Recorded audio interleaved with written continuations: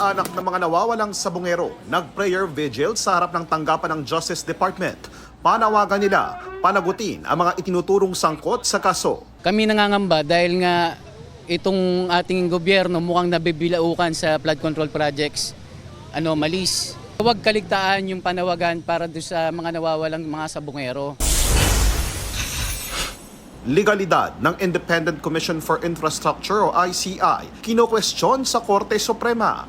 Ayon sa gurong naghain ng petisyon, tila kahawig ang ICI ng Philippine Truth Commission ni dating Pangulong Noynoy Aquino na idineklarang unconstitutional ng Korte Suprema. Sinisikapan naming kunan ng pahayag ang ICI.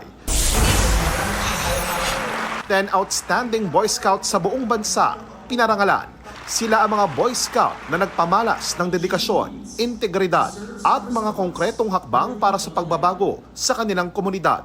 Tumanggap sila ng medalya, tropeyo na yari sa engineered bamboo at cash prize na hindi bababa sa 10,000 pesos. JP Soriano, nagbabalita para sa GMA Integrated News.